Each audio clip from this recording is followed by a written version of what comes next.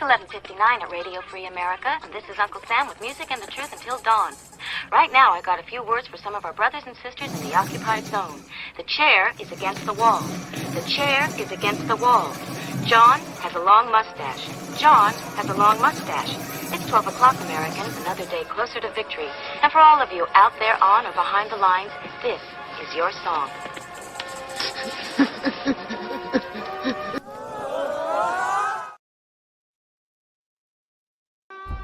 This is Earl Benson, reporting from downtown Topeka, where Gizzard Gary is rampaging through the city. Authorities have asked the public to stay indoors. They believe he will tire soon and need a nap. Gizzard Gary can normally be seen on Foul Territory, Friday nights at 7 p.m. Central. Wednesday, 8 p.m. for the channel members chat. Stay safe and give him the bird. Earl Benson signing off.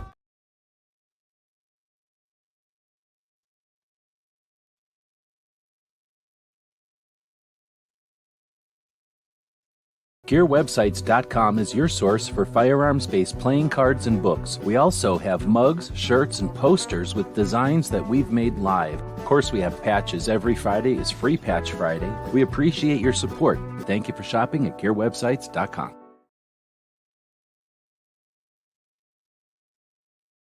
And maybe that'll work. Welcome, everybody, to our Daily Gun Show.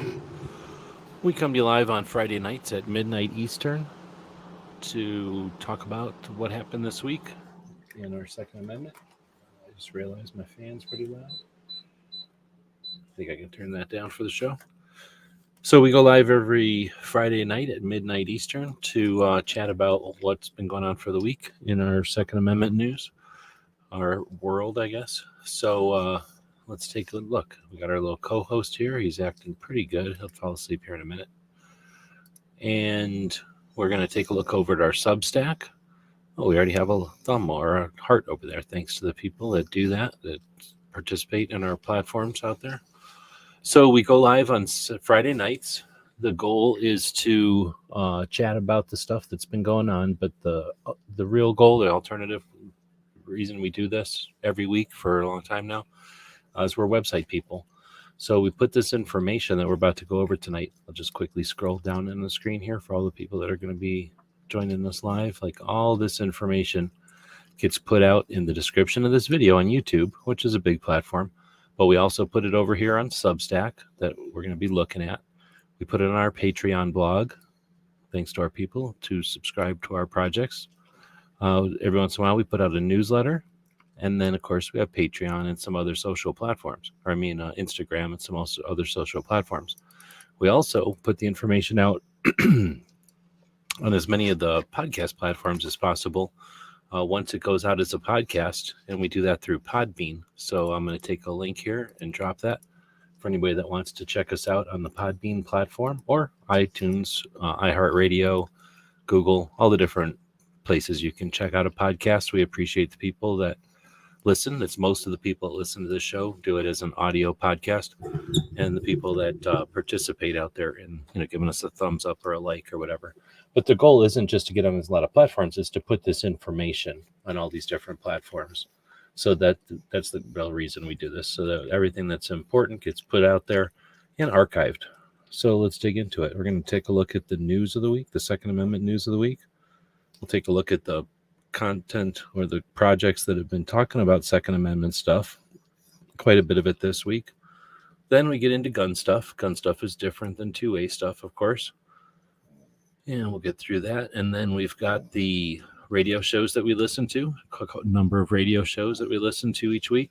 I'd like to talk about those. And then we've got the calendars. In fact, I want to thank our Patreons again. Special thanks to our Patreons for giving me some time this evening. I looked around and I was done with my other projects, at least as done as I was going to get before the shows today. The one military interview show that I listened to ended. Gizzard had not come on yet, so I spent some time working on the calendars again. So thanks to the folks at Patreon that give me a chance to just drop everything and do that once in a while. Then those military interview shows, there's quite a few of those. It was a pretty good week for those.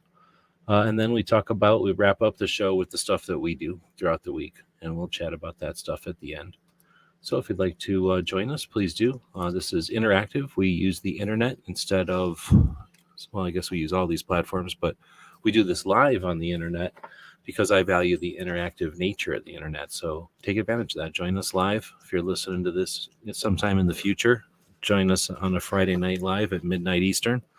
That's usually 9 p.m. Pacific, so not real late night, and be part of the show. That being said, let's say hey to the people that are joining us live. Black Rifle Medic is out there. How's everything going? Good on this end. In fact, I was thinking about starting the show this way, and this, tell me if this is a jerk way to start it, but this is definitely the evening that you'd want to move to Arizona, or you'd want to be visiting Arizona. It is just a nice day out there. Nice evening, I guess, out there. So I hope everybody else is having this nice an evening. And if you're not, just remember that every once in a while, you do get a nice evening on a Friday, right? Uh-oh, what happened? Did I just freeze up?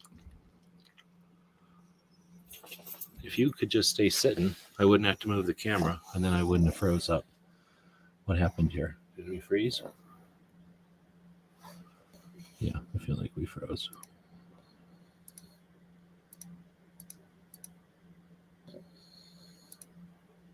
Oh, the camera's out.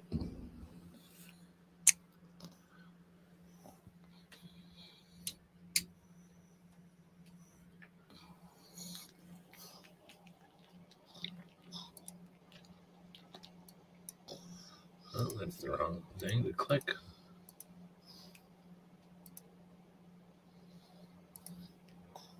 We might have the camera back again. Sorry about that. It's the co-host's fault. He's jumping all around, can't sit down, can't stay put. So I keep moving the camera. We're the victims here. All right, so what happened? I lost the screen. We're going to go find that.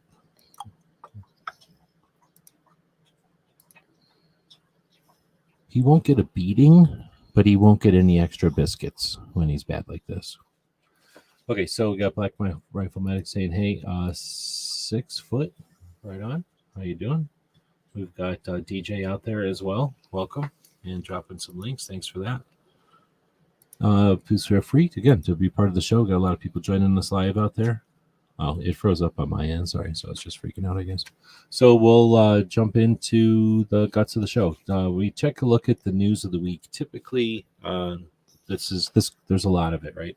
And I don't have the time, even with the Patreon's help, I don't have time to really devote to this. So I get most of this news of the week from a newsletter or an email that gets sent out Friday afternoons from NSSF. And I boil that down and put just the nuts and bolts in here, or I mean just the good stuff. They usually just summarize articles, which writers like to stay stuff. So there's a lot to go through over here. Again, thanks to the Patreons for giving me a chance to spend some time doing that this week. I don't know if this was the biggest week in the world, but stuff that happened include. Let's remember that Mexico is suing. There's 2 lawsuits, actually, but one of their lawsuits is suing manufacturers for $10 billion. And that's relevant because, where'd it go? Here we go. I guess I didn't put these in the right order. 27 Republican attorney generals led by Montana filed a brief with the Supreme Court asking them to take up this case so that they can, assuming that the Supreme Court is going to say, no, you don't get to sue companies in another country like that. So that's the one thing that's happening. I don't know why I separated them. I probably didn't realize when I started putting these other things in here. The next thing we have is the Supreme Court declining to hear the challenge to Maryland's assault weapons ban, I think. So that was the Bianchi Brown case. And I'm not going to suggest that I can give you a summary on that. I'm just reporting that is one of the issues that happened this week. And that was one I think people were looking forward to seeing that go our way, since it didn't go. It didn't go against us. It didn't go for us. It just didn't go. That's like a stifle. That's like a frustration, I believe. If I'm wrong on that, let me know. Then we have federal judge Haltz engaged in the business. Final rule in Texas. Well, final rule, and that applies to Texas, to the members of Gun Owners of America, members of the Tennessee Rifle something, and then another organization. So, I don't know.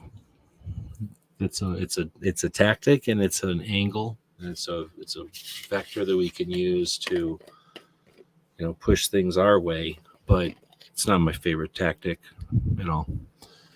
We'll keep moving. Just the idea of like certain people, like, oh, if you're our friends, you get to not have to worry about the law. Like, what the hell is that? Like, let's just end it or say it's great. It's either a good law or it's a bad law. It's not like it's okay for these people. I don't know where that came from. Am I new, or am I forgetting something, or is this new? I don't remember this being a thing like, oh, okay, everybody who has this kind of car, who bought it from Ford, doesn't have to worry about the speed limit, but everybody else has to, that's never been a thing before. All right, so then we get 23 U.S. senators sent a letter to the Commerce Secretary calling on the administration to withdraw its deeply misguided rule and its associated license revocations. So that's good to see. It's getting to be super hot here, so I'm drinking. 23 senators, that's half of them almost. So it'd be nicer if that was like 34 or something, but we'll take what we can get. I don't know if this gets enough attention. We have the ballot box, we have the soap box, cartridge box, and what's the last one? Where's the cartridge box? The last one, the ballot box, the soap box. I'm missing one. The press box or something like that. So we have public opinion, and we have national level organizations. I'll take a second here to go. We're allowed to want more from our national level organizations than only lawsuits.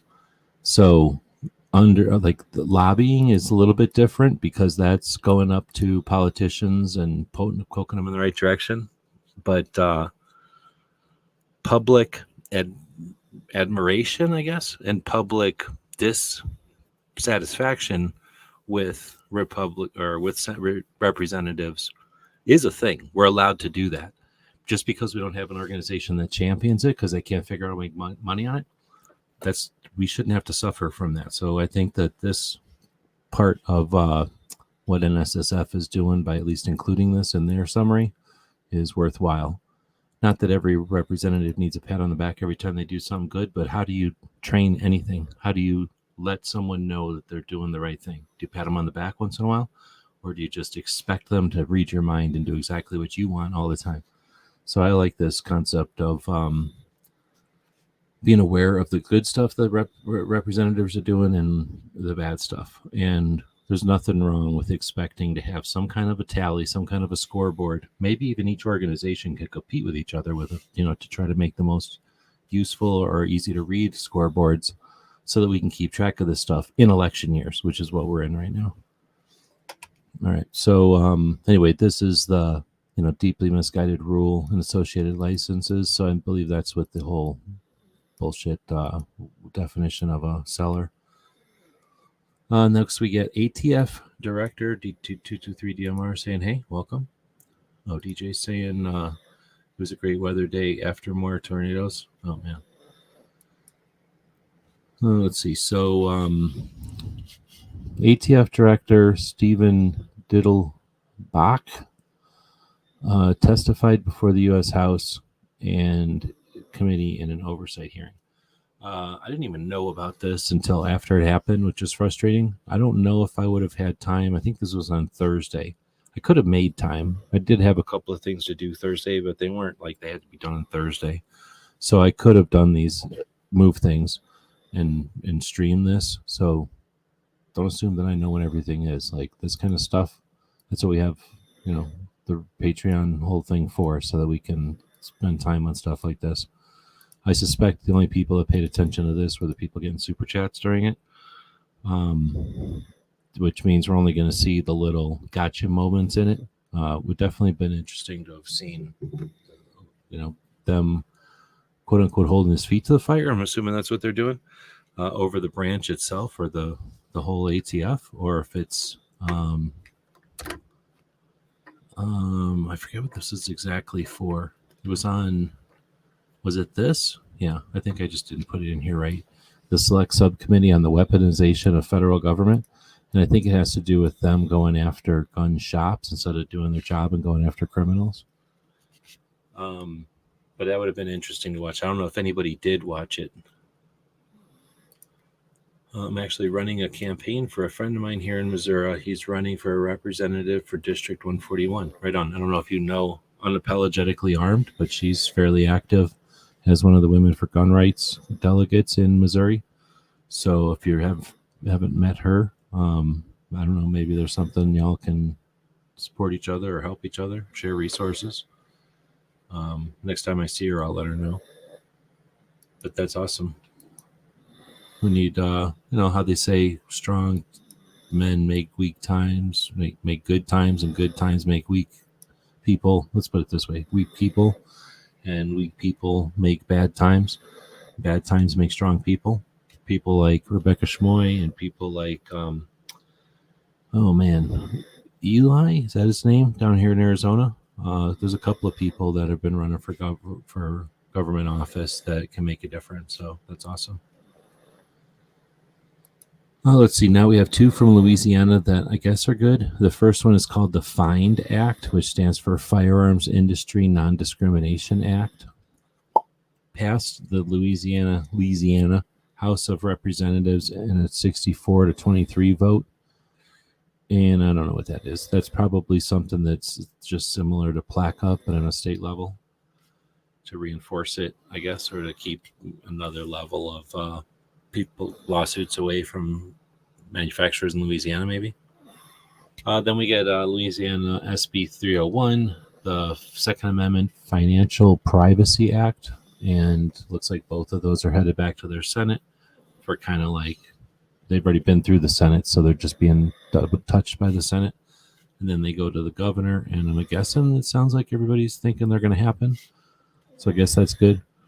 I don't know, but the worrying about gun purchases on credit cards, that's a whole new angle. I don't know how worried we should be about that. Seems kind of like a red herring, but I could be persuaded otherwise if somebody gave me some actual insight on it. I have seen the antis bringing it up, but just because they bring it up doesn't mean shit. They only have a small playbook and they bring stuff up over and over and over. It has nothing to do with if it's effective or not. That being said, I don't want to be blindsided by nothing, but anyway, we keep going. California passed a sin tax. Was that last year? And it should be going into effect here in July. An additional 11% tax, if you haven't heard, on top of the national 11% tax. So massive tax on firearms in California, and I think ammo also, and parts. So it's ridiculous. So interestingly, remember Liberty Doll a few weeks ago? I'll just leave it at that. Minnesota Democrats combined 9 anti-gun bills into a massive 1,400-page do-everything bill and passed it on midnight on the session's last day. So Minnesota went anti-gun overnight. Are we paying attention, right? Are we farting around or what the hell? But Minnesota just went anti-gun. Minnesota's a big-ass state. They're up there touching Canada. Do we want like a big California right in the middle of the country? Like, I don't know what's going on with Wisconsin so much. You know, they're worried about their cheese and they're worried about guns, but they don't hate guns, but they don't love guns in Wisconsin. But, you know, if we get California, if we get Minnesota, Illinois, and Wisconsin all being anti-gun, that's a pretty big chunk. We don't want that in the middle of the country. There's no need for it. So Minnesota, I know it's tough because people up there are kind of independent and they're kind of like, I'll just do this myself. But when they start not giving a shit about gun rights, gun owners' rights, we're in trouble because, well, you know, it's another state for them to wail on. Anyway, let's keep moving.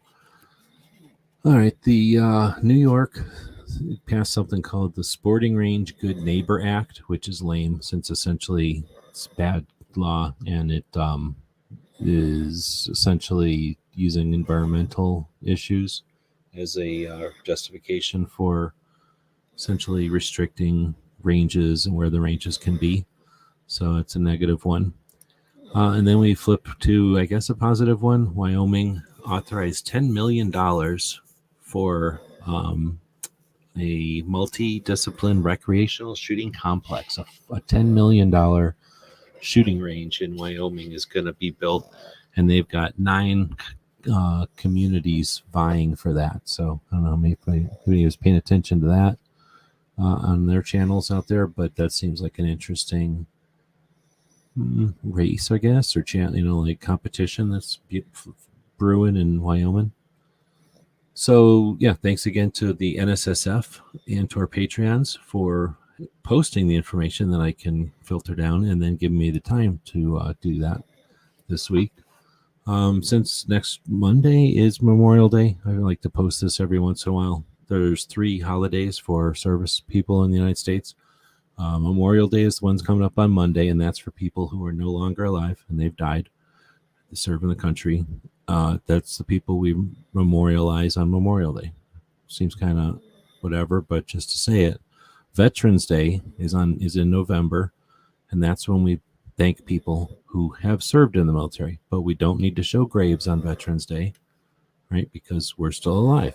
Our veterans are still alive. I mean, then you got Armed Forces Day, and that's when you thank people who are still wearing a uniform today. So you don't talk to veterans on Armed Forces Day necessarily. And again, no need for a cemetery. And that one happens on the 3rd Saturday in May. And then I'll just say finally that, I'll just shut up. Memorial Day. So you don't need to throw a flag on the floor. You don't need to write on it. You can just do something else, and vets don't care. And the people that have died for our country don't need you to throw a flag on the ground to thank them, because that doesn't really do that. All right, I'll move on. So then we have the 2A talk. So there's certain things that are focused on, guns and stuff each week. And then there's stuff that's actually focused on 2A. A lot of times the 2A stuff is sky is falling or, hyped up stuff and over exaggerated to keep, a news cycle moving. So we try to look at just the most important things, the efforts that are happening consistently to move the ball, to normalize guns and to stop the conversation instead of prolong the discussion, debate, whatever this is, this game that we have with the anti-rights people who, use ignorance and unawareness to keep the game going. They're profiting on it. Our side makes money. I hesitate to say they profit on it, but they're certainly employed on our side. So I like to focus on the things that are happening to end all that so that we can just move on as gun owners and people who leave gun owners alone and worry about other issues that we actually have in the country. So with that being said, the NRA has their meeting once a year. People call it the NRA meeting. And it's called the NRA meeting and annual events. Annual meeting and events. So the events is the part that's like SHOT Show, where a bunch of manufacturers are invited and they set up booths. Now, 25% of the room is nonprofits, clubs, and collectors groups. Whenever I would go to NRA back in the day, 2009 and 10 and back then, that was my favorite part of NRA show, was that 25% of the floor is clubs, nonprofits, and collectors groups. So that's where I would always go look at the miniatures. I'd always go look at the Chicago, or what do you call them, the poker guns. There's always interesting stuff, cannons from the South, like all kinds of interesting stuff there. And then all those manufacturers show up and do like little mini SHOT Show booths. And they're there to show NRA members their stuff, and people can look at stuff and fiddle with it. And that is all in addition to the members meeting. The members meeting is on Saturday. So there's 2 million to 5 million, depending on who you listen to, members of the NRA. And anybody who's a life member or a member for over 5 years has the right to vote in the organization. And all of those people had an opportunity on Saturday to show up in the room that we're seeing on the screen right now. Now, according to Pincus, he says there's 1,000 people in this room. So I would challenge that, but he was there. We've counted it, and I counted 250 people in this picture. But, he claims that there's people around the room that I didn't see in this picture, which is fine. But certainly not the majority of the membership or anything, or even a portion of the membership, really. So the member meeting happens on Saturday. Then on Monday, they have a board election. And then on Tuesday, the new board, who was just elected on Monday, kind of gets the ball rolling for the next year. And that's typically what happens at the NRA annual meeting. Now, in 2019, they had an issue with people being dissatisfied with the running of the organization, and people showed up at the members meeting, and they didn't really raise a ruckus, but they certainly challenged the norm. Instead of just saying yes, yes, yes to everything the board said, there was challenges and a little bit of debate. So in 2020, they separated the annual meeting, the members meeting, and the leadership meetings, and held the leadership meetings here in Tucson. Luckily, it was in Tucson, so I could just drive across town and go to them at a snooty motel on the north side of town. And I didn't get to go in. That's when I learned that my NRA life membership had some kind of problem or something. Even though I'm a life member, they weren't letting me into the meeting. But anyway, a bunch of people went there and saw the leadership meeting, and it went to executive session. They did all the voting off out of behind closed doors, and that got everybody upset. And then most people who just are not casually give a shit, they'll say, oh yeah, blah blah blah, the NRA.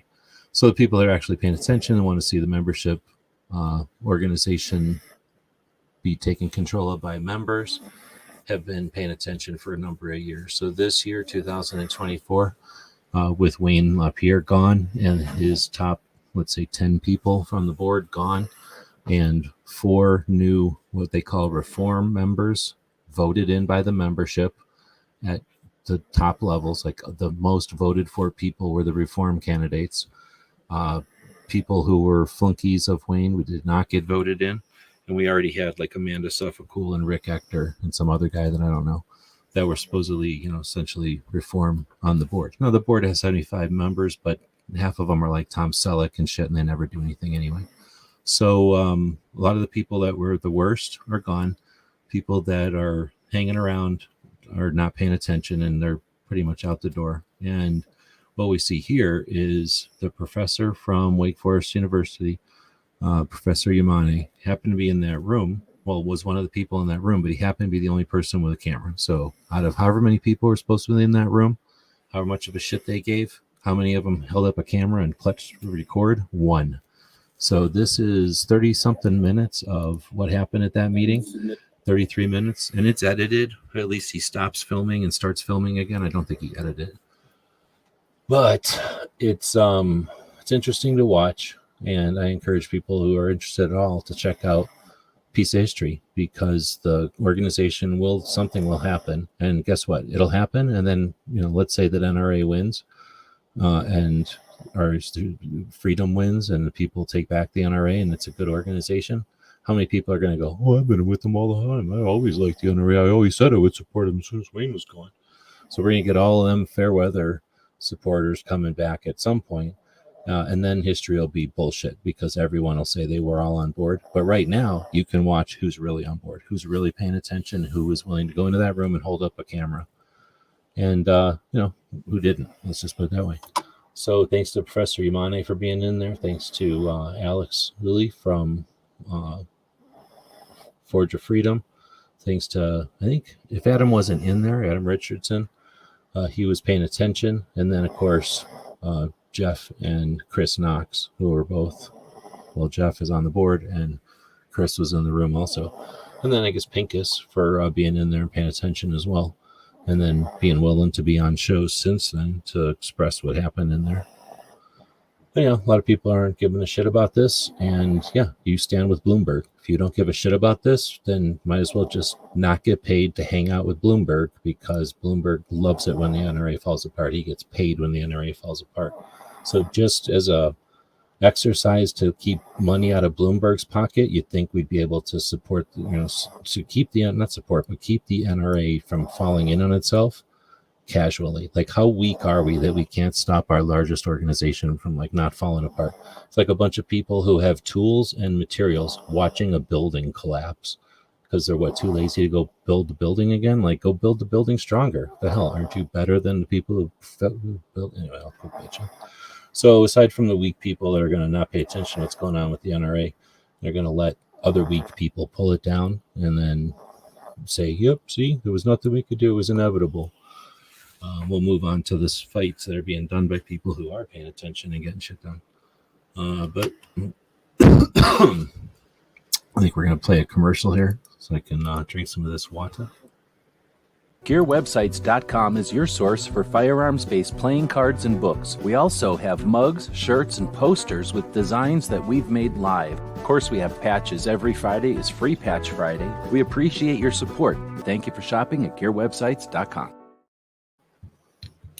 So parched.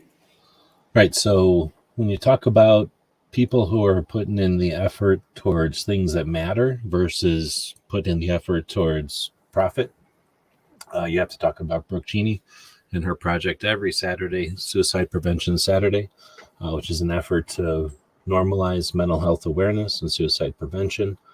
A brief, usually under half an hour, live conversation that Brooke presents each week to offer skill building and awareness for the normalization of these topics. We know that 2 out of 3 deaths with a firearm are from suicide. The other side would suggest if you take away just one dangerous item from society, things would change. We understand that that's incorrect, and they're using that unawareness of most of the people to exploit the whole situation. So let's take that away from them. And that, it's win-win. We take that tactic away from them. We shine a light on them for the unscrupulous sons of bitch exploiters that they are for even coming up with that tactic. But then in reality, we help people who are suffering. And that's the best thing we could be doing. So, yeah, great to Brooke for doing this. Thanks to DJ for helping out with that. Literally, there's a bunch of people that put time into doing shit each week, and that's so that they can line their pockets. Trust me, very few people are doing shit so that they're not lining their pockets. Brooke is one of those people that ain't doing this to line her pockets. Every time you say suicide on one of these things, the mechanics of the internet, the YouTube logarithm there everybody likes to talk about, that thing can't decide, or at least it doesn't try to scrutinize between suicide in a positive way or in a harmful way. So it's destroying her channel by talking about it each week. She's still doing it. All right, so next up is Walk Talk America, in a different way, bringing effort to the normalization of mental health and the intersection of guns and mental health. So this week they had on the husband and wife owners of a range in Denver, Colorado, and she was, I guess, the range where Walk the Talk America originated, as well as a range that has been doing a project that is based on offering a place for people to put their guns in a time of stress, and they've partnered with a company to do that I haven't heard of before. So I'm super stoked to hear about this one, and it was a pretty good conversation. They Walk the Talk America hosts their podcast live to record them, and it's usually on Friday mornings when they do it. Or when they do it is usually a Friday morning. It's not every Friday morning. And then they'll take this raw data, turn it into a podcast, and sometime in the next weeks, we'll see a slightly edited version go up as their podcast. So it's neat to be able to see the raw version when it goes live. And it's cool that they're doing that as opposed to doing everything behind the scenes, only posting a polished version as if to suggest everything's clean and crisp all the time. We all know that that's fake, and it's authentic to do both sides, to offer the polished presented version, but also have the real and not be somehow scared or embarrassed or somehow try to hide the real part of it. And it's also super interesting to see what they cut away. Is if you're a content creator, when people do this, when they offer a live and then an edited version, that's the same as them giving you a lesson on their editing style. So you have got a lot to kind of understand, or a lot to absorb from those kind of projects. This was Jake from Walk Talk America saying why all mental health illness can be overcome. Quick, maybe a 7-minute video on that. Next up is Guns for Everyone. The instructors, I guess, out of Colorado, they have done 100,000. Well, they've done free CCW classes for Colorado residents for many years now, and they've had 100,000 students take free CCW classes from them over the years. I think that's the biggest feather in their cap, but it's hardly the only one. Guns for Everyone does quite a few things, including hosting or co-hosting or something, the Makers Match, which is the only 3D printing event that happens annually. This is like their 4th or 5th year. It just happened this year in Pennsylvania. They also go to Mexico and do classes in the country of Mexico, which is extremely unique, I guess, and difficult. And also Edgar speaks Spanish fluently, so he's often representative for gun owners' rights on Telemundo, almost on the regular. And we didn't really have anyone doing that since Alan Gottlieb and what's his name? Who's the Jeff? No, what's the guy's name from GOA? Haven't said his name in a while. Pratt. Which is the kid's name? Because anyway, his dad, Pratt. I'm getting too many names mixed up, but the dad, Pratt, not the guy who's there now. The dad of the guy who's in charge of GOA now, Larry Pratt. That's the dad. Is also fluent Spanish speaker. So back in the day, you could have Larry and Alan Gottlieb on Telemundo all the time, just speaking fluent Spanish. It's pretty cool. I don't think Eric speaks Spanish, or if he does, I've never seen him on Telemundo. All right, so next, the Virginia Citizens Defense League, they hold their meetings on Sunday nights on live, and they're a great organization. They're a parent organization or a grandfather organization of many of the state level organizations that have done good work over the years. So they always cut new ground. It's always cool to watch them. They host an efficient group meeting. I've been in, I can't even tell you, over the last year, especially doing the crap 9 to 5, I've been in so many of these meetings, and they all don't hold a candle. Nothing holds a candle to as well as the Virginia Citizens Defense League takes care of business. They don't fart around. They're just getting it done. And they're not all business like robots either. Like, they're human. They have fun. They do stuff that's interesting on their show. They have mess ups every once in a while, but they're not there to fart around. They're not there to have like a bullshit session. They're there to have a meeting, and they have a great meeting. I think we talked about it earlier, but the issue in Connecticut, right? Or no, Maryland. Night Risers out there, welcome. All right, so next we're going to get into the gun talk. She Fires does her chats on Sundays. I'm pretty sure I turned it on, listened to about 4 minutes, and then fell asleep. I've been drinking the Monster energy drinks instead of the coffee, and it's definitely given me the on-off switch type of situation. So I think I'm pretty sure I fell dead asleep as soon as the show started, because I kind of remember getting ready for it, and then I don't remember it. Same thing happened to me on Wednesday. Anyways, then we had Yankee doing his Shooting Left to Center show. It was just me and him this week.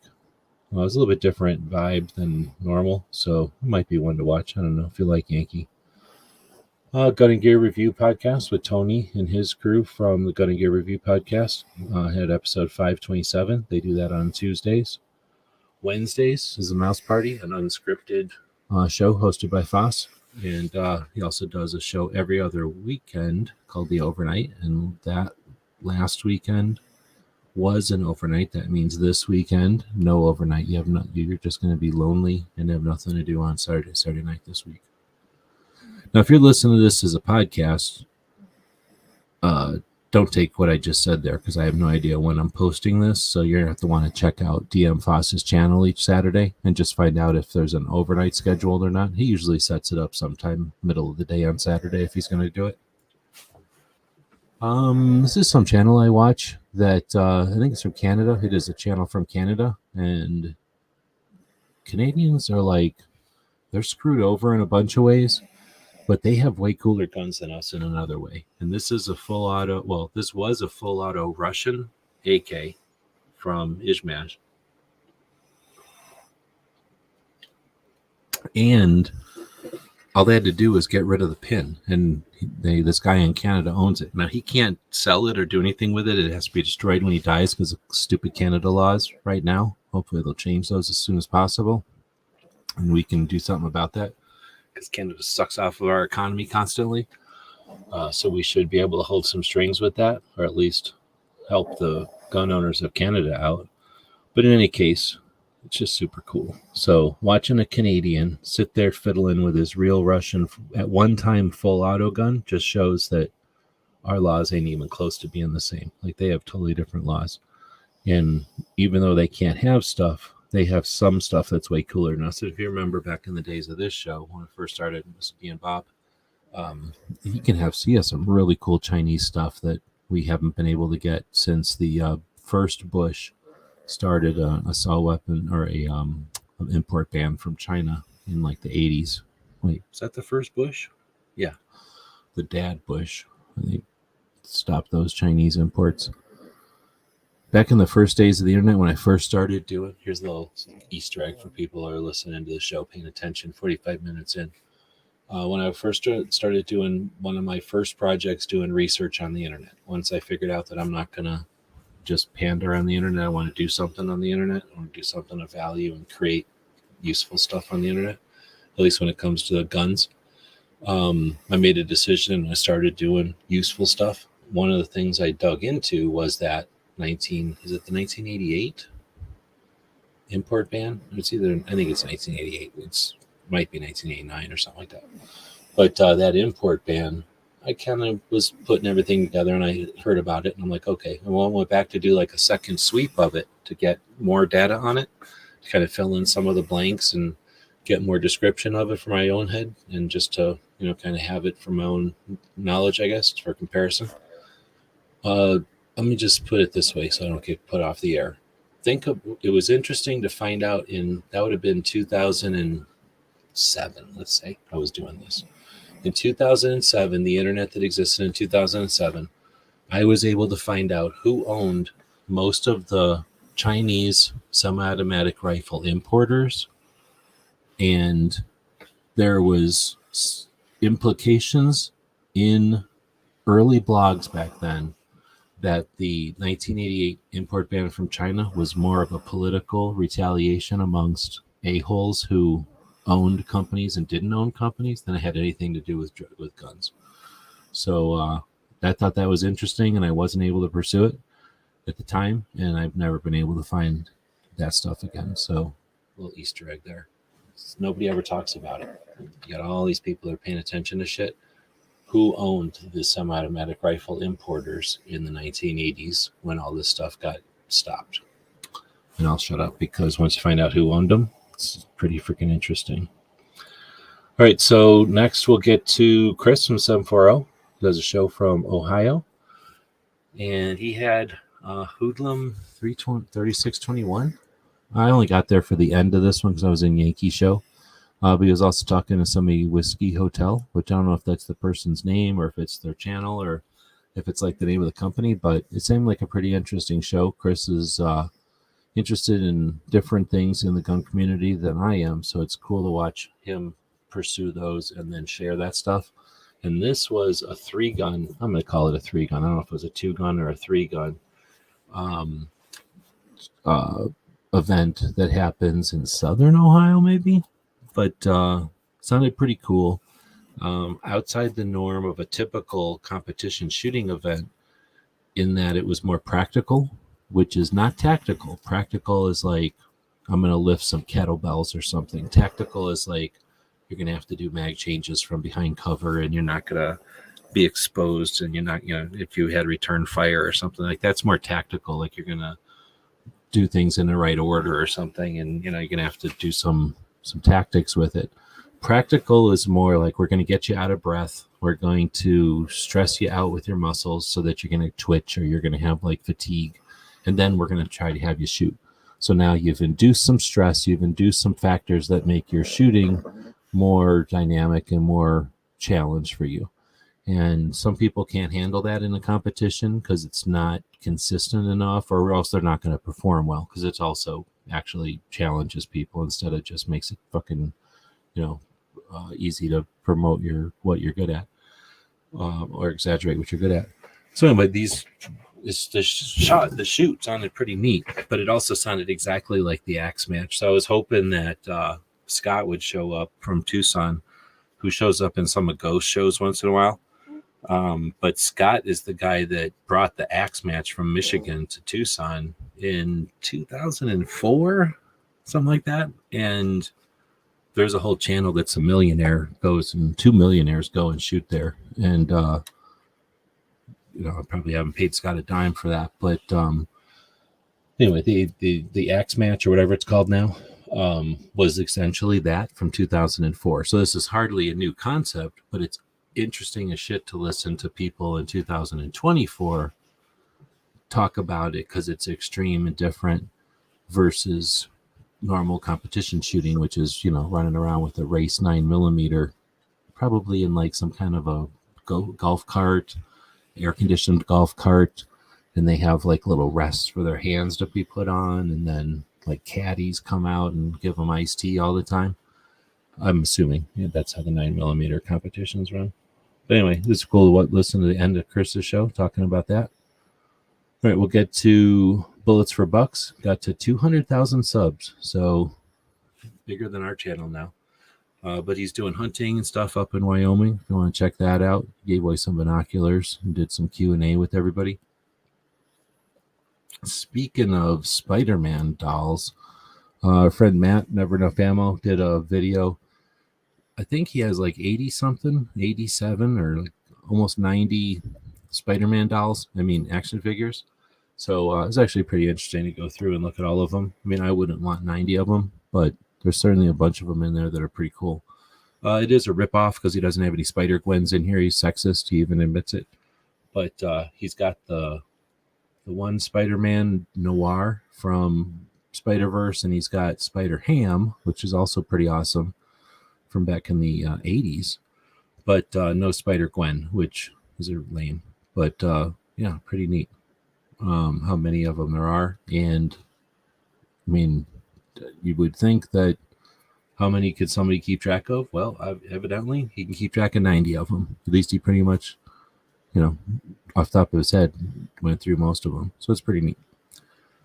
Anyway, then we'll get, it had nothing to do with anything other than his friend of mine, and I thought that was pretty cool. Plus, I don't know how many people have almost 90 different Spider-Man dudes.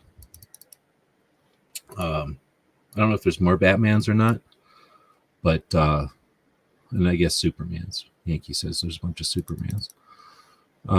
Anyway, let's get into radio shows. Every week, there's a couple of radio shows I like to listen to. One of them is, of course, Cape Gunworks. They have 3 different shows. They do the show on Sunday, which is, I think it's an hour. I almost always miss it. It's just hard for me to wake up and turn on the radio or the computer and do it. But it happens right in the morning for us on the East Coast. And then on Tuesdays, Toby goes on to the Grace Curley show on Tuesdays and does a 45-minute segment called the Grace, or the 2A Tuesday segment. And then on Wednesday, they record their actual podcast / radio show, and that's 2 hours. This week, the second hour was Pincus. Toby had Pincus on talking about the NRA show, and I've only heard Pincus talk a couple of times about the NRA show since it happened, and Toby gave him the most time to just talk and explain stuff. Plus, Pincus had been on other shows already, so he had kind of figured out what he wanted to say. So I'd say the second hour of Rapid Fire Radio is a pretty succinct, pretty good summary of what happened at the NRA meetings and the board meetings, because Pincus was invited to the board meetings on to the board meetings on the board elections on Monday because they were not held behind closed doors. All right, then we have Gun Owners Radio out of California. They have their gun show coming up on June 1st, and that's worth checking out if you're going to be in the San Diego area. Worth supporting a good organization in Southern California. Every Sunday afternoon, I think it's like 3 p.m. our time, so that's like 6 p.m. metric. They do their show, they broadcast their show, but then they stream it on the YouTube. And every once in a while they have a computer glitch or something, but for the most part, you get to watch the entire show streamed on YouTube. Quite a few people show up and have a conversation in the side chat with that one. And recently they've been interacting with that on the air and everything. So that show's just going on, making it better and better.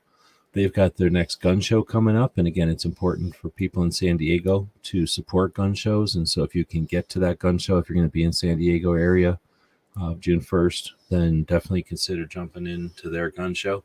Or if you're not going to be there, help support it by spreading the word about it. It's important that in a place where gun shows are challenged, California, where gun shows are challenged, that gun shows succeed. If we ignore them, they will go away. And there's a big reason they call it the gun show loophole. And they jump on that fictitious thing because they're attempting to make it look like gun shows are the cause of all things. And when we ignore them and they go away, they'll take credit for removing gun shows from the scene. Trust me, if we let gun shows wither on the vine, they will step in, take credit for destroying them. And that'll make it look like we didn't need gun shows. So anyway, if you don't like what gun shows had been or what they are today, change them.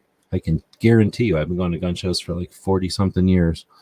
They change. Gun shows are just a reflection of what we got on here, just like the internet's a reflection.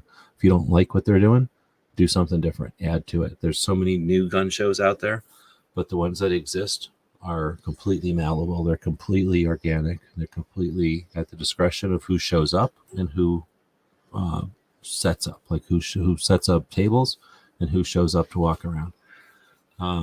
So anyway, Gun Owners Radio hosts a gun show. It's an amazing effort in San Diego, in this case, just outside of San Diego, so that they can have guns at it, and definitely deserve your help, if not your attendance, if it's possible.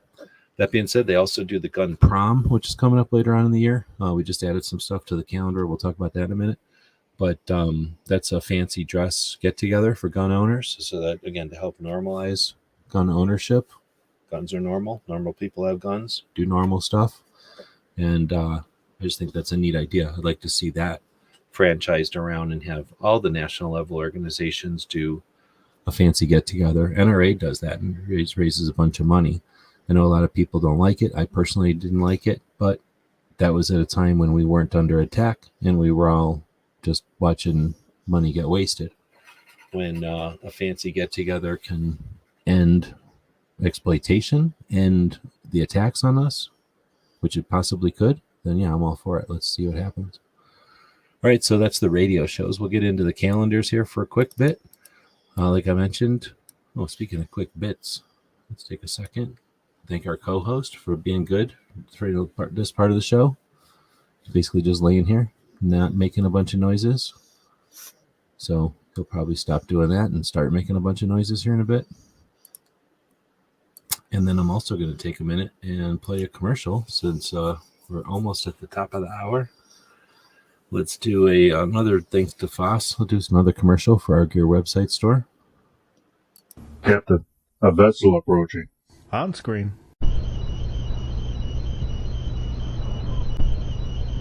We're being hailed. Every weekend over at gearwebsites.com, our online store, we have free Patch Friday. And that means that every order placed on our store on Fridays is going to include at least one free patch.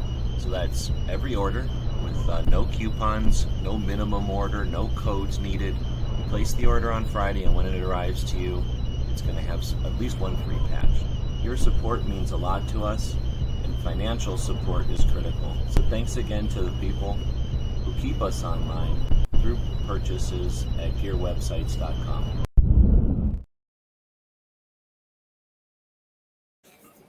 Again, thanks to Voss for that, and thanks to everybody who helps us out financially. Essentially gives us the chance to spend time on this stuff that doesn't make any kind of profit or anything. It isn't stuff that is designed to make profit. So with that in mind, let's go look at the calendar. It's essentially just a calendar on the main page with a couple of, quite a few pages of in-depth data for our history and what's coming up. So let's move forward since we're about to hit June. The next thing that's coming up is Thunder on the Prairie. Our friends up Defense Dad and Travis P. 111 up in Nebraska have been putting together a get-together for folks who create content online focused on guns. And this is year 4? I think it's year 4.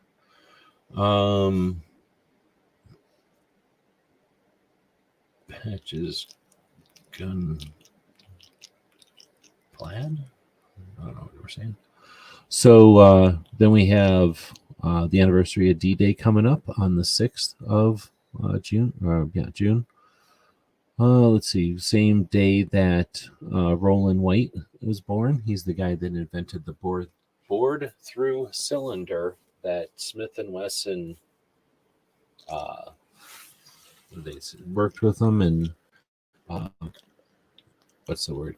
They paid to use his patent in their first revolver, and that was the 22 short Model 1, the first bored through cylinder production revolver.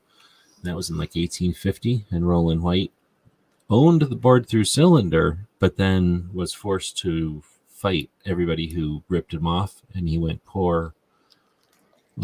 He went broke trying to defend his patent, which was a bullshit move. I don't know if Smith & Wesson did that to him or if they were just like unaware that was going to happen, but that's one of those things in history that is frustrating to hear.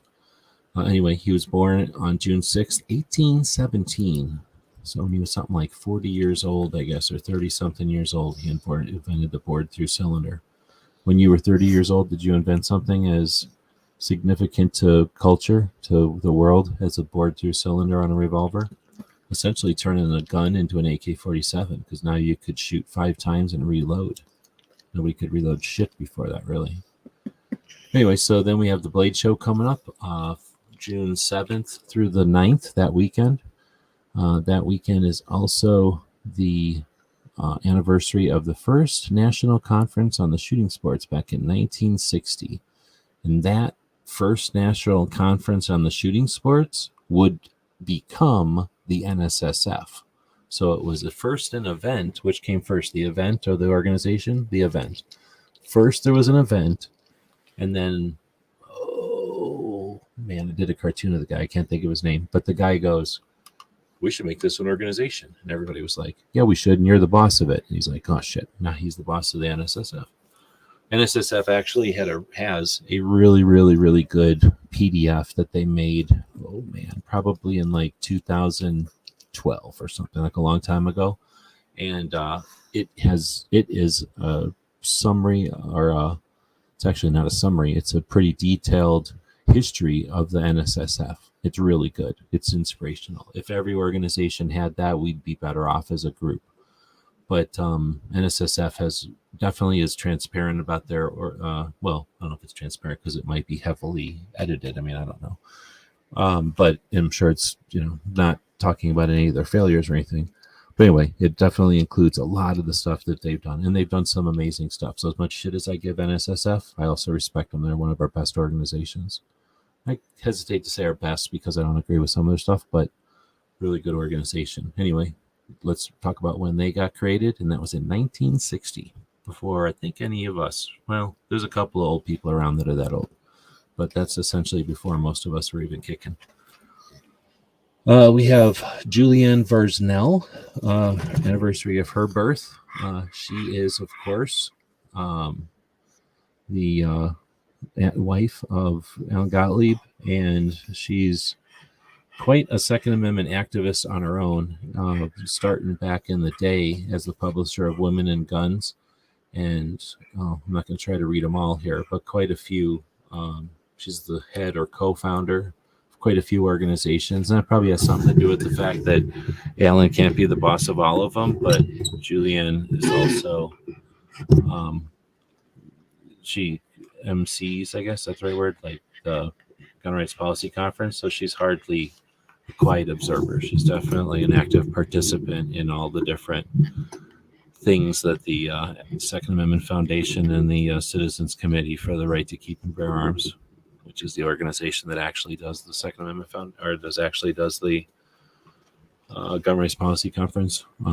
She's heavily involved in all that. Oh, I didn't know there was an Instagram for Thunder on the Prairie. Thanks, DJ. I'll have to put that in the list. I thought it was just a stupid Facebook group. I don't like the Facebook groups.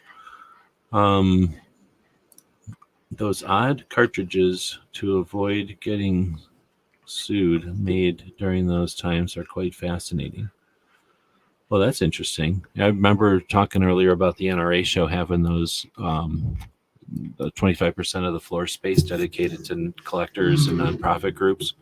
And I probably have seen some of those, but not sunk in. It never registered. But that's a great point. And that would be, probably the 1850s or the 1870s, maybe even the turn of the century, that all those, like, I don't know what to call them, like little clever looking, goofy guns were made. And that also shows that at the time, they weren't making those guns because they had nothing else to do. They were making them because there was a massive demand.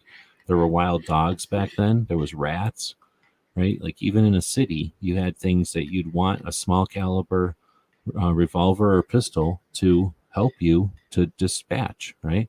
Not to mention bad people. And just like today, a bad person is looking for a weak victim. So by brandishing or being confident because you have something in your pocket creates a deterrence factor that has always existed. And the antis can't handle that. They won't recognize it. And our side, for whatever reason, doesn't want to acknowledge that there's a deterrence factor to firearms being available that keeps us peaceful. Even if we still have crimes, what would it be like? Let's take a look south at the border. What would it be like if there was truly crime in control? We can see places on the planet where that exists. The antis will never look at them because they're not developed countries that can be compared with us. Well, of course, if you take away rule of law and the deterrent factor of a free individual offering lethal force to a criminal, then what happens? You get criminals being brazen and being super violent. And that's never existed here, or at least it hasn't existed here very often since the evolution of the pocket pistols and the stuff that we're talking about, the crazy things that were designed to work around Roland White's bored through cylinder design. Anyway, let's keep going. New Hampshire ends prohibition on hunting with suppressors in 2016. I forget what year it was, probably around 2017 or 18. I went through and added, okay, you're getting put down. We're putting the dog down. He's being put down. You might not have heard it, but he kept breathing at me, and it was driving me nuts. He was breathing a lot. Horrible co-host. Let's get rid of that screen. And let's just bring this up since we don't have co-host anymore. And that means I can just put the mic somewhere and not have the mic down by my belly button all the time. All right, so the New Hampshire ends prohibition on hunting with suppressors. Like I say, I think it was in like 18. I went through and put in the anniversaries of all the different anniversaries with suppressors. So we have hunting with suppressors is a pretty big one. Not every state, but a bunch of the states have hunting with suppressors. And then there's a few Montana laws, I like to call them, where states say, hey, since the federal government says they can regulate things, blah, blah, blah, let's just do things in state and do whatever we want. So I like to put the anniversary, there's those laws. And then what else besides hunting? There's something else that I think some states just made suppressors illegal. And whenever that changed, we put those anniversaries in as well. Suppressors are a pretty big vector for rights because they're not firearms, but they're treated like firearms. They're hearing protection, right? They're a safety device. I got a cough again.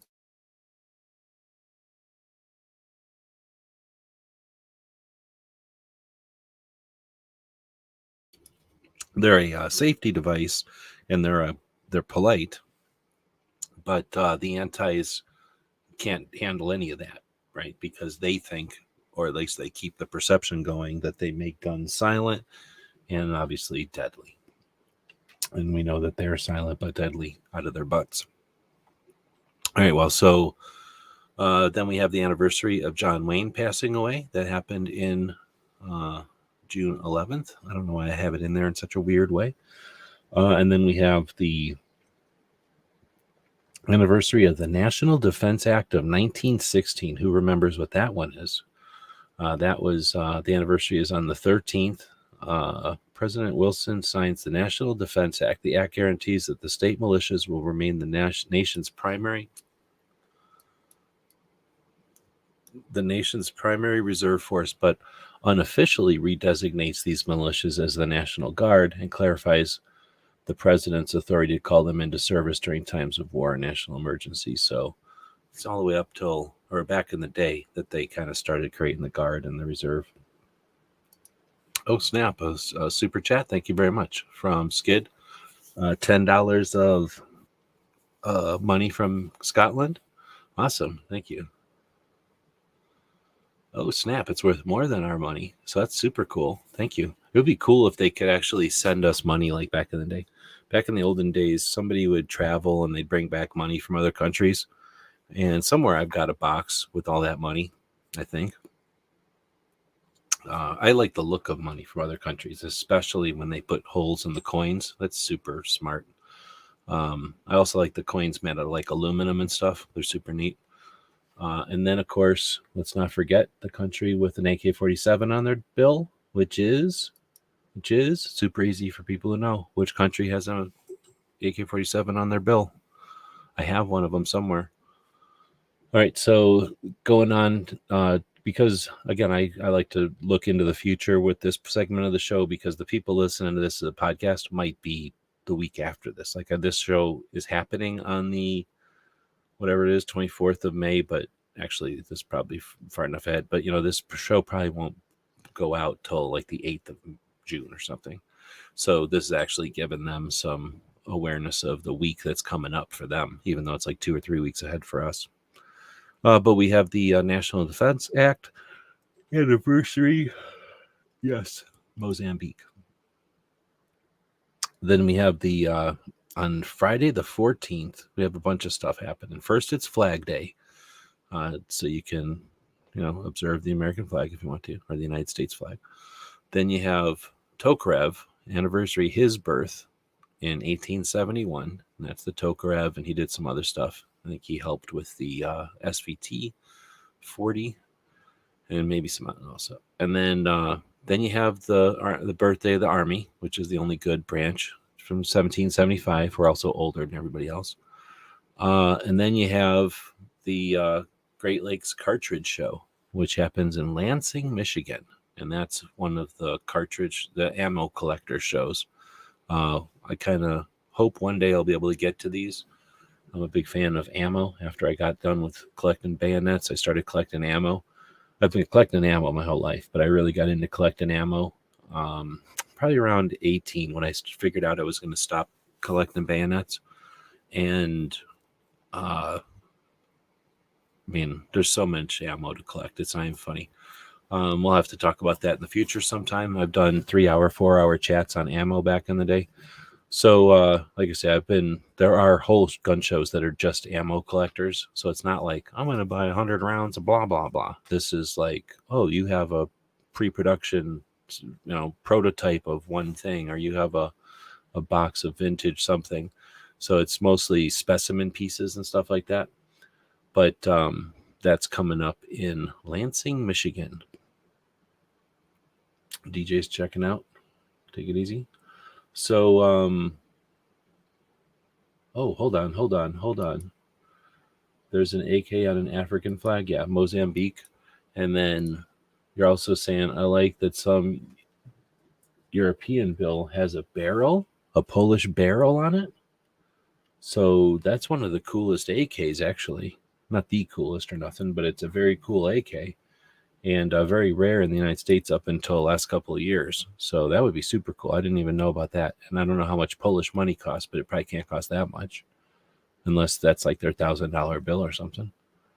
All right, well, so that's gun calendars. And like I say, thanks to our Patreons for giving us a chance to keep the servers going. There's 3 big servers. There's the sites themselves, and then it's just the time. Like I say, I took about 2-3 hours today while I was listening to a military podcast over there, and updated some of the events and things throughout the rest of the year. And well, what happens is, you do this. I don't know how many times I've done this. I probably talked about this before. This website has been around for a long time.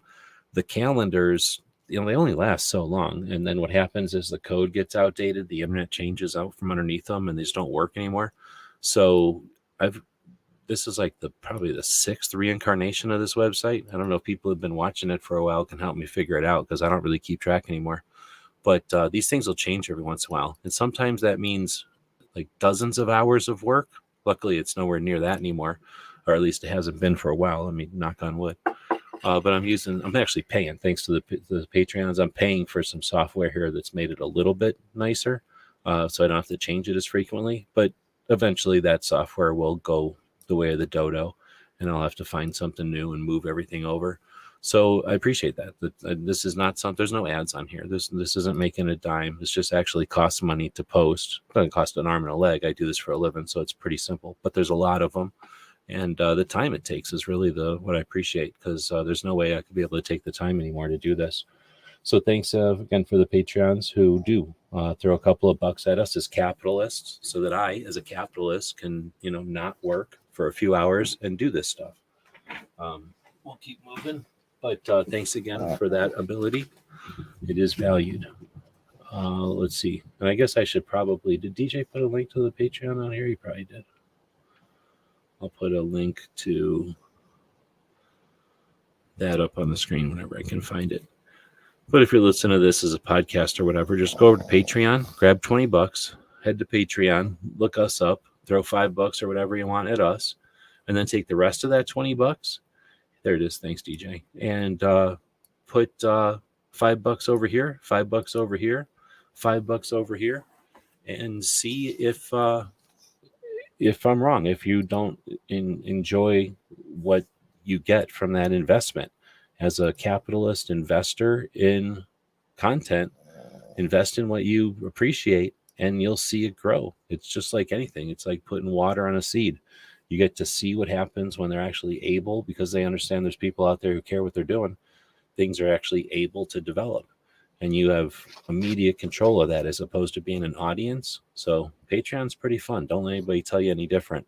You're part of the venture capitalizing. You're venture capitalists for content over on Patreon. So again, thanks to the folks that make it possible for us to do this stuff. The co-host is back and he's making a bunch of snort noises. So that's what you're hearing. I'll put DJ's comment away. Oh, Braille. Well, Braille's still pretty cool, but it's not a barrel, so it's not an AK. All right, he's immediately being bad again. All right, we're going to talk about the military interview shows next. There's quite a few of those that I listen to now, and I've actually added a couple more. So the first one we're going to talk about is one of my favorites, and it's the Team House.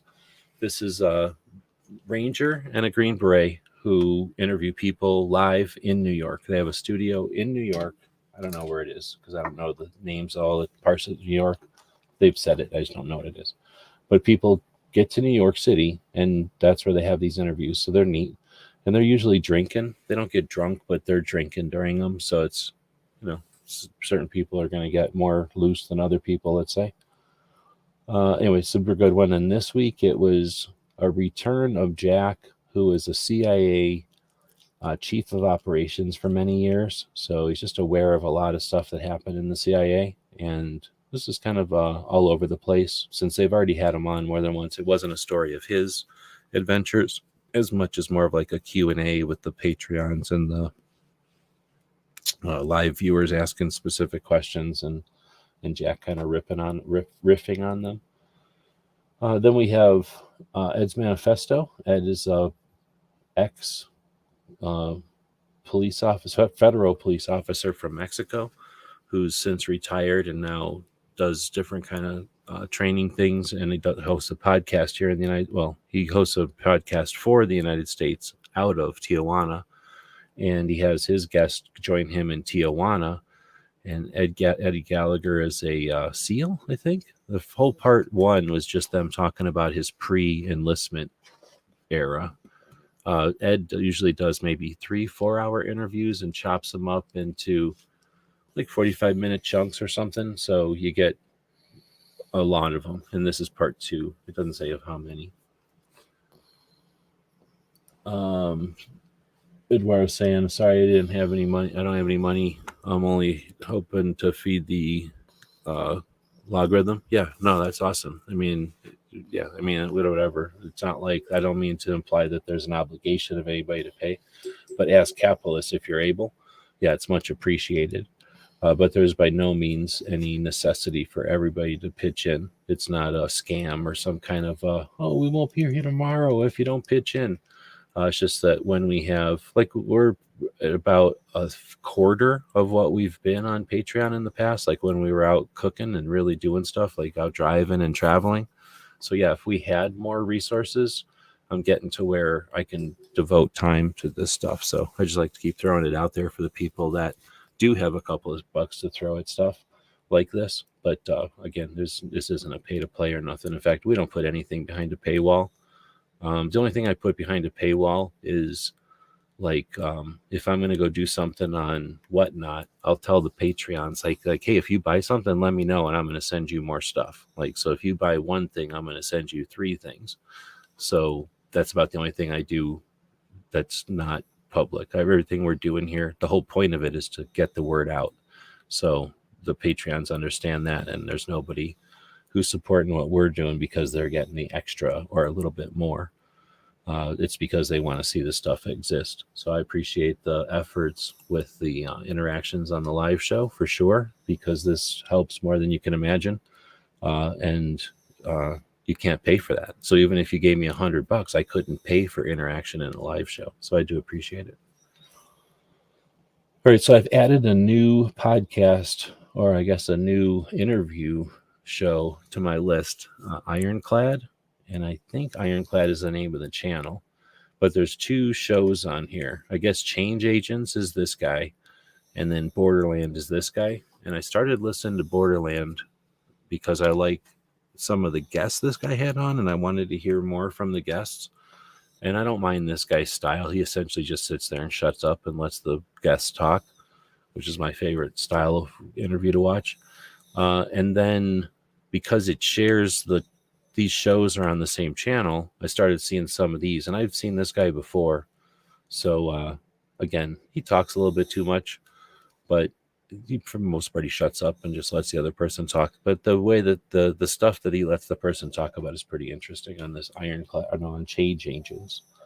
So I can't remember if this guy's a SEAL. He seems like a SEAL to me. He might not be. I don't remember. If somebody knows, they can say.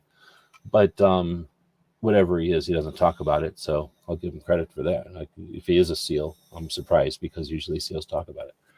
But anyway, this was a 1 hour something conversation with a whistleblower from Facebook. Very, very interesting. Every once in a while, I'll give you a heads up when there's something technological that's worth listening to. This one's pretty interesting. It's a little bit sky is falling. Somebody's going to listen to this and get really upset about it. I don't think you need to be.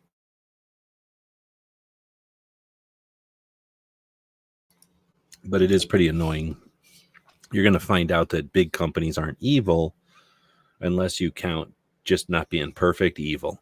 So big companies are big and they don't know how big they're going to get. So they can't create every department they're going to need for being big when they're little, right? So because you don't know where you're going, you can't see the future. No company can anticipate, I'm going to need a security for this until they need a security for this, right? So that's essentially what this conversation is about. But I could see a lot of people are going to listen to this and go, Facebook didn't care, or Facebook valued this over that. But anyway, super insightful. Why you gotta make these noises when we're trying to do a show? You're ruining it. I think I'm gonna start over. We've only been doing it for an hour or something. Let's just start over with a different co-host. I'll bring the other dog over here and we'll get rid of this one. It's ruining. None of these shows that we've talked about tonight has a co-host that makes so many noises as this one. All right, so next we'll move on to Borderlands, the other show that I listened to, and this one's hard to listen to, literally. The opinions of the guests and hosts are their own. A special warfare aquatic center after him at Lackland. This guy's yelling at you the whole time. He's got good info. He's like the boss of, what was he? Was he like the ATF, or he was a special agent? So FDA? I forget what he was. He was some sort of, maybe it was FBI. Do you need to be put down again? Can you stop making that weird noise? Quit it. So it's super interesting. He knows a lot about what's going on because he had an ultimately high position in FBI, and now he is working with against fentanyl, essentially. And fentanyl's massive. Of course, it's failed policy, so nothing's going to talk about it. Everything that's there to protect the whatever you want to call, like the infrastructure or the bureaucracy, everything that wants the bureaucracy to just be, like, leave it alone. It's fine. Nothing will talk about the fentanyl situation. This guy's got lots of great information on it, so it might be a little bit dire. And again, it's kind of hard to listen to because the host barely talks, both barely ever says anything, and when he does, he's really quiet. And this guy says some stuff most of the show, and it's really loud, so you're gonna have to turn it down. And then when the host says something, you got to rewind it and then turn the volume up, listen to what the host said, and then turn it back down and listen to this guy reply. But aside from that, and I don't usually bitch about audio, but this is the loudest thing I've listened to in a while. Worth listening to, though. Very cool. And not necessarily positive, like you're not going to feel good about things, but there is no answer, in my opinion, to the situation with the cartels and what they've done with fentanyl in China and everything. So the more and more you find out about it, the more you figure out simple answers are not going to work. Or at least the easy answers aren't going to work. I shouldn't say that. A simple answer will probably be the answer, but the easy answers aren't.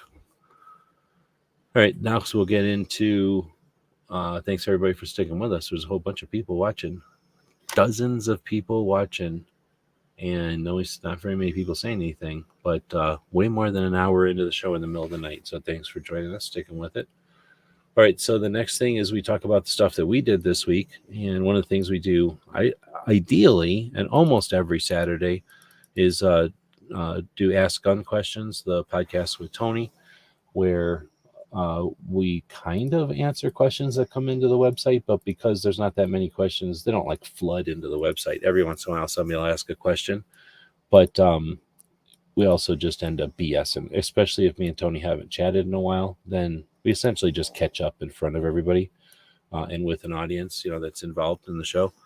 And it's also just to do a show on the weekend, and it's a way to do a show during the day. I prefer to do my shows in the middle of the night like this, but what I was saying, can they just come out with a stable volume feature? Actually, I think they do. I think now that you say that, there is, I don't hardly ever use the Google editor to edit, but I think there is one. If it's still there, there's a thing that does let you push a button to, I forget what that term is. There's a term for like equalize, or I forget what it's called, but there's a term for that, and there's a button there that does it.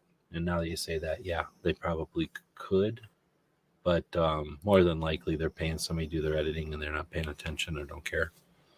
Or just don't know. Maybe they would do it if they knew about it.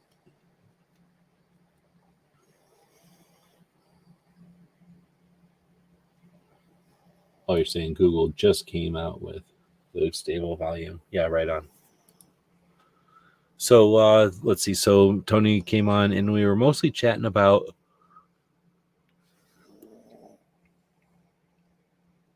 I think we were chatting mostly about Train and Learn, which is where he is at right now. So where he'll be tomorrow is still a Train and Learn. So we're going to do a different show tomorrow, Ask Gun Map questions or something. And I forgot. I had something in mind. So I'm going to spend some time on the maps, I think, tomorrow.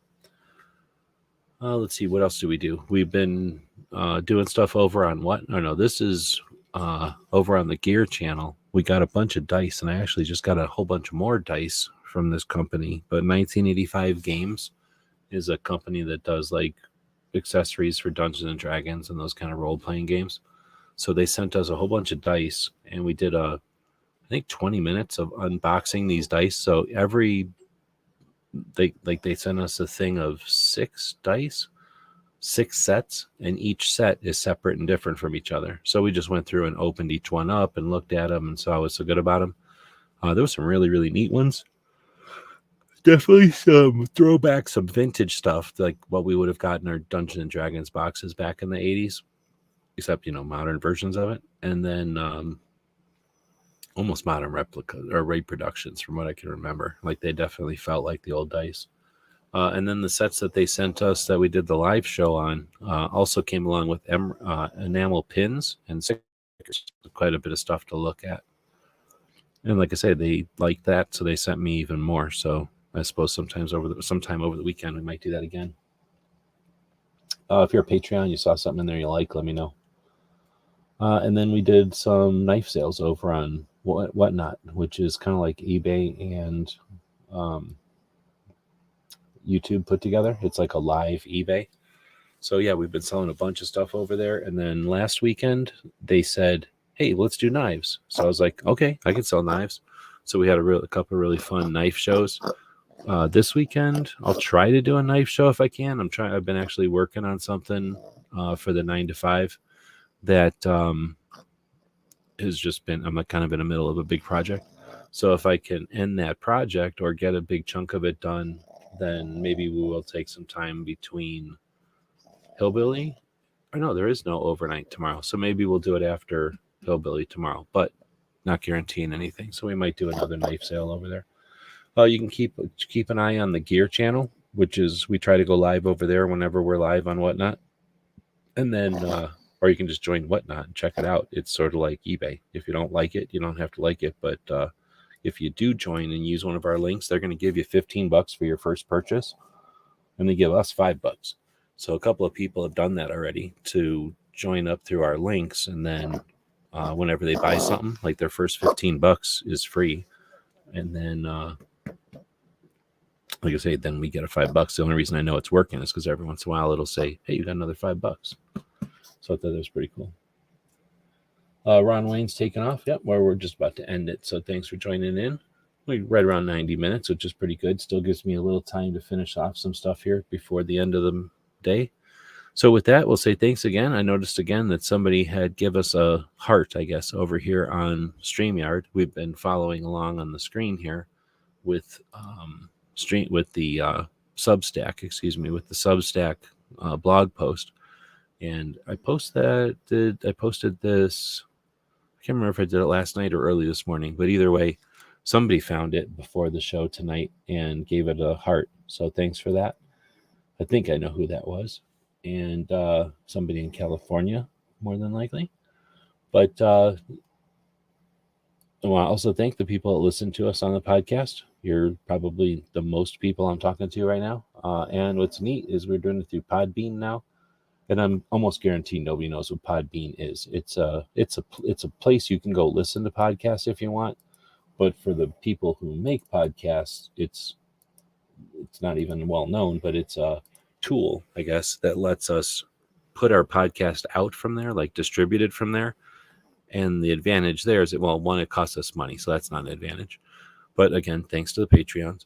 But it costs money, but it gives us all kinds of data. So now I'm able, I wish I didn't have it open right now, but like for a while, iHeartRadio was winning. First, it was iTunes was our biggest listeners were on iTunes, and then it switched to iHeartRadio, and now it's one that I've never heard of before that I didn't even know we were streaming to. But that part's neat. Like, I had no idea. So it is neat how many people listen to podcasts compared to the YouTube stuff, because I'm so used to the, a couple of dozen people listening live. So, we're not a huge channel I'm a big channel, I guess, but I'm not a huge audience channel with like hundreds of people listening live or whatever.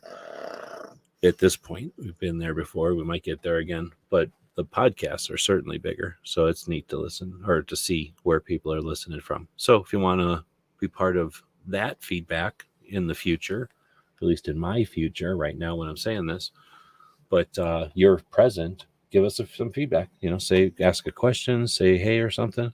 And it's neat for us to know where people are listening from. All right. With that, we're wrapping up the show. I'll say thanks to the folks who are listening to us live tonight once again, and get rid of this. Now the puppy is on the screen again. So Eduardo, right on. Ron Wayne jumping in. DJ took off already. And Skid, thanks for the money. Much appreciated. We'll give the puppy a biscuit for that. Usually the complimentary biscuit gets done before the super chats. He's eating the, let's see. Let's just real quick, we're going to zap this bottle of pet calming. Dude, he stuck his tongue right in front of it while I'm trying to zap it. But it was able to find it. He's eating a $39 bottle of marijuana treats. So this dog is eating $40 treats right now. That's the way we roll. So thanks for that super chat. We'll give him another. It's like dog caviar, but it's also made out of hemp.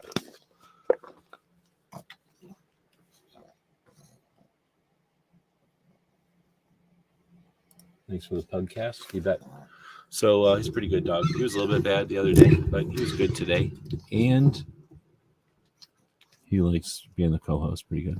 So a lot of people that make more money than me would tell me that you're not supposed to have dogs on your Second Amendment related stuff. So let me know in the comments. Should we keep the dog in the Second Amendment related stuff, or should we get rid of this dog so that we can focus on the Second Amendment stuff, which is so important that I can't have a dog around. All right, we'll throw that out there as a closing question. Looks like somebody wants to go OUT at the end of all this. I think he's figuring out what that means too. We got one more. Well, actually, I got a couple more, but I'm going to throw another commercial out here that Foss made us. You want to check out tomorrow. Let's go find out if there's anything I can link to. Actually, I haven't linked to anything on today's show. I don't know if Brooke has her show going yet. So at this point of the show, if you're listening as a podcast, I'm just mumbling because I am jumping over to the YouTube to see if Brooke has posted her show tomorrow yet, so that I can link to it on this show. And she has not. So I see that Hillbilly has. I just saw that he had. Now where did it go? I don't know. So I have to find it. There it is. He's listed his show. So we're just going to real quick open up this show. Whoops. Open up this show. Real quick open up this show. Go into this show. Once it's slid open, just like if you're cutting a bass. Oh, there it is. And then we're going to flip over to the customization tab on the left. Find redirect all the way down the middle column. And when that opens up, we're going to have two tabs. We're going to paste Hillbilly's link into the right side tab. Click OK, save, and now when we end the show, it'll recommend that you go check out Guns, Beer, and Therapy tomorrow evening after Brooke Show. All right, thanks everybody for joining us, and have a great weekend, and a great next rest of your week, or however you would say that.